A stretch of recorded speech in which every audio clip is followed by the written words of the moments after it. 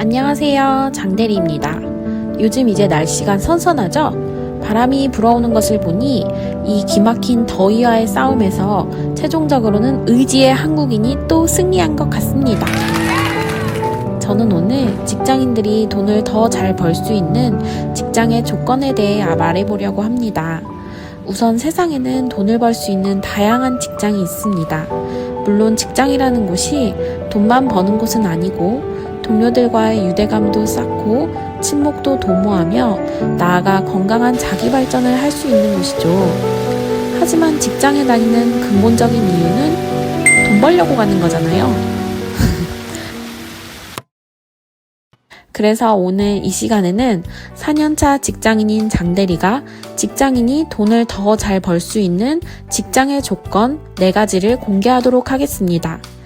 장대리가 꼽아보는 직장의 조건 탑4 빠밤!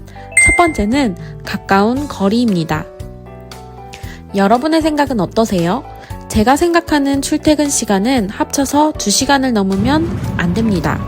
출퇴근 시간이 너무 길어지면 길에서 소비하는 시간이 너무 많아지고 이 길에서 소비하는 시간을 위해 아침에는 더욱 일찍 일어나야 하고 저녁에는 더욱 늦게 잠을 자야만 합니다. 결국 남들보다 더욱 컨디션이 좋지 않은 채로 남들과 같은 능률을 올리기 위해 스스로 많은 노력을 해야 하는데요. 이게 한두 번은 괜찮지만 반복된 루틴이 되면 개인의 컨디션에 매우 좋지 않은 영향을 주는 것 같습니다. 그리고 계속된 컨디션 저하는 결국 생산성 저하로 이어집니다. 그래서 저는 이직할 때도 가장 먼저 보게 되는 것이 거리 부분인 것 같습니다. 장대리가 꼽아보는 직장의 조건 탑4 두 번째는 바로 사람입니다. 저는 약간은 소심한 성격이라 그런지 직장에서 인간관계를 무시할 수가 없더라고요.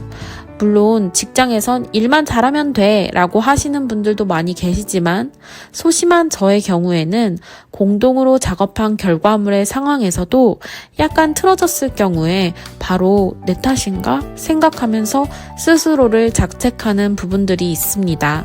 지금까지 몇몇 회사들을 이직하면서 상사들이 저에게 일 잘한다고 칭찬받은 경험이 있음에도 불구하고 항상 새로운 일에 대한 떨림과 불안함은 또 스스로에 대한 자존감이 낮아지는 것으로 연결이 되고 이 마음을 어떻게 할 수가 없더라고요.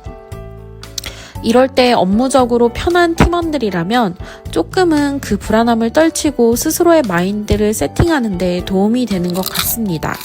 그래서 저는 직장에서 사람 관계도 중요하게 생각합니다. 또 하나 더 덧붙이자면 생각보다 회사에서 만난 인연들이 오랫동안 나의 성장에 영향을 주기도 합니다. 저 같은 경우는 전에 회사에서 만난 대리님과는 친해져서 서로 일상을 공유하는 친구가 되었고요.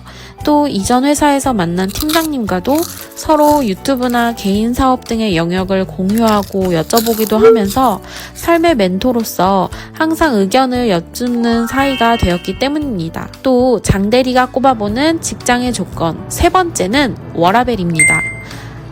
좀 직설적으로 말하자면 칼퇴입니다. 1, 2년 전만 하더라도 직장에서 칼퇴를 말하면 철없이 보이는 시절이 있었습니다.